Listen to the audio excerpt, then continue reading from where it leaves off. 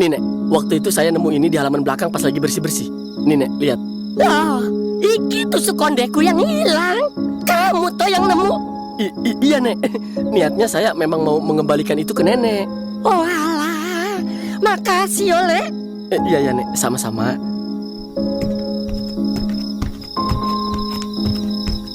Alhamdulillah, ternyata dia nggak jahat.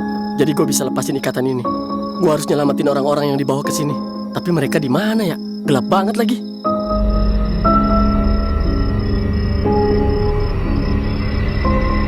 Alhamdulillah.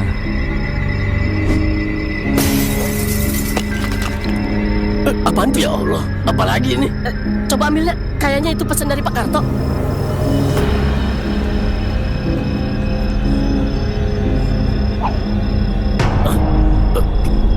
Kita bakal diserang langsung guys.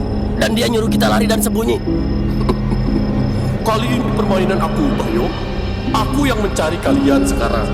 Segera lari atau sembunyi. Selamat bermain, Karto. Aku sudah melempar batu yang berisi surat. Siap-siap main kucing-kucingan. Mau dimulai aku yang akan menyerang. Kalian harus ngumpet haha sambil menyeringai lebar menembus. Pekatnya malam yang dingin, dadaku bergetar hebat menahan tawa. Kemenangan yang meluap-luap setelah mendengar bunyi berdentum pelan dari batu yang mendarat tepat di dekat posisi mereka berkumpul. Surat peringatan itu bukan sekadar gertakan kosong, melainkan sebuah maklumat teror yang akan mengubah halaman rumah tua ini menjadi ladang pembantaian berdarah bagi siapa saja yang berani melangkah ceroboh.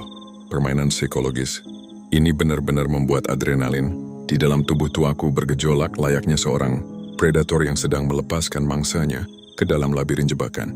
Aku sengaja memberikan mereka waktu beberapa detik untuk membaca setiap baris ancaman tertulis itu agar rasa panik dan ngeri bisa menggerogoti mental para anak muda itu dari dalam.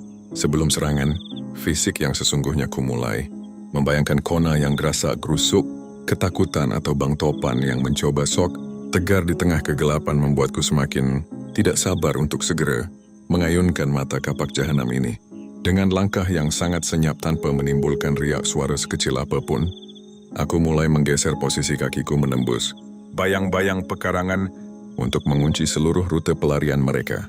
Kini giliran akulah sang penguasa, malam yang memegang kendali, penuh atas hidup dan mati para cecunguk yang malang itu. Sambil mempererat cengkeraman pada gagang kapak baja di tangan kananku, aku bersumpah di dalam batin bahwa permainan petak umpet berdarah malam ini tidak akan menyisakan satu pun dari mereka dalam kondisi bernapas. Gua harus memanfaatkan nenek itu pasti. Orang tua Karto yang bisa menghentikan kelakuan Karto yang gila itu. Batinku bersiasat tajam sambil memperhatikan raut wajah sayu si nenek yang tampak tersentuh menerima kembali tusuk kondenya. Di tengah situasi maut yang mengepung bangunan tua ini, kehadiran sosok ibu kandung, Karto adalah satu-satunya kartu as taktis yang bisa kugunakan untuk meremukkan dominasi psikopat. Itu tanpa perlu pertumpahan darah yang sia-sia. Pengaruh batin seorang ibu pasti jauh lebih mematikan untuk melunakkan isi kepala Karto yang sudah rusak ketimbang semua gertakan fisik atau pukulan mentah yang coba kami layangkan sejak awal. Permainan kucing-kucingan ini dimulai. Otakku berputar cepat menyusun rencana pelarian selagi mataku bolak-balik menyisir koridor gelap di luar sel, memastikan Karto belum menyadari pengkhianatan senyap yang sedang terjadi di sarangnya sendiri. Aku harus bisa menjaga emosi nenek ini, tetap stabil dan meyakinkannya agar mau menuntunku keluar, sekaligus menjadikannya tameng hidup yang akan membuat kapak Karto langsung lumpuh seketika saat berhadapan dengan kami. Ego dan dendam pribadiku harus dikesampingkan dulu demi keselamatan rombongan anak muda lainnya. Dengan memanfaatkan sisa rasa kemanusiaan di dalam diri orang tua ini, aku bersumpah malam ini akan menjadi akhir dari mimpi buruk dan kegilaan keluarga jahanam Karto. Ayo, kita harus menutup rapat-rapat di semua pintu rumah ini. Tegasku dalam hati penuh dengan perhitungan taktis. Menyadari bahwa setiap celah terbuka adalah jalan masuk bagi mata kapak jahanam psikopat itu. Aku harus memastikan seluruh akses masuk, mulai dari pintu utama hingga jendela pekarangan, terkunci kokoh dari dalam agar kami memiliki ruang pertahanan yang aman. dan tidak bisa disergap secara mendadak.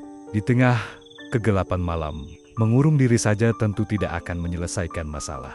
Karena menyerah pada rasa takut, sama saja dengan mengantarkan leher kami ke lubang pembantaian yang sudah mereka siapkan. Dan kita sambil cari cara untuk melawan Karto. Dengan cerdik, kita buat jebakan saat Karto mau menyerang.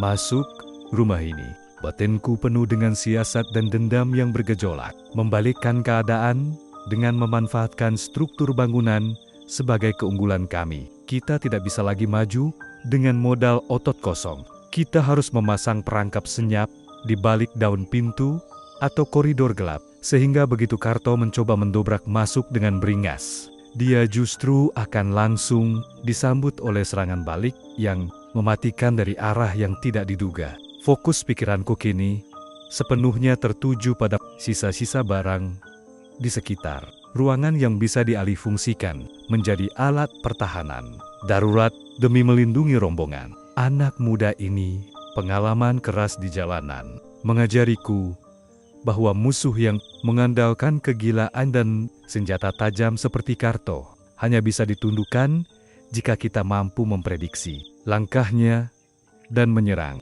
titik lemahnya secara taktis. Selagi para sahabatku bergerak cepat mengganjal engsel pintu besi di depan, aku bersumpah di dalam batin tidak akan membiarkan sejengkal pun rumah ini ditembus. Dan malam ini, Kartolah yang akan masuk ke dalam sangkar maut yang kami rancang sendiri.